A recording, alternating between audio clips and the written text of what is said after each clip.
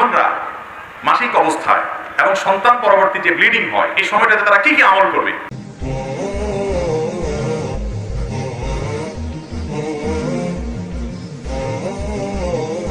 এর উত্তর হলো নির্দিষ্ট কয়েকটি কাজ বাদে আর বাকি সব আমল করবে।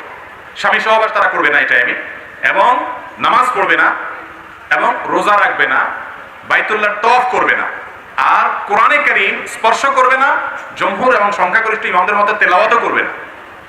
এই কয়টা কাজ ছাড়া বাকি সব আমল করতে পারবে। যেমন জিকির আজকার করতে পারবে, দোয়া দুরূদ পড়তে পারবে, কোরআনের কোনো আয়াত যদি দোয়ামূলক হয় তাহলে দোয়া হিসেবে আল্লাহর কাছে প্রার্থনা করতে পারবে, রাসূল সাল্লাল্লাহু আলাইহি ওয়াসাল্লামের দুরূদ পাঠ করতে পারবে, ইসলামিক বই পুস্তক পড়তে পারবে, ইসলামিক কোনো কথা আলোচনা শুনতে পারবে, কোরআন হাদিসের আলোকে কোনো বই পুস্তক লেখা আছে হাদিসের বই সরাসরি সেটা পড়তে পারবে, আল্লাহর কাছে দোয়া তো করতেই পারবে, ইস্তেগফার করতে পারবে, সমস্ত দান দক্ষিণা তো আছেই, সব নেক আমলগুলো করতে পারবে। শুধু পারবে না হলো এই কাজগুলো, নামাজ, রোজা, তওয়াফ, স্বামী সহবাস এবং কোরআনে কারীমের স্পর্শ করা, আর জমহুর এবং সংখ্যাগরিষ্ঠ ইমামদের মতে কোরআনে কারীমের তেলাওয়াত করা। এই কাজগুলো বাদে বাকি সব করতে পারবে।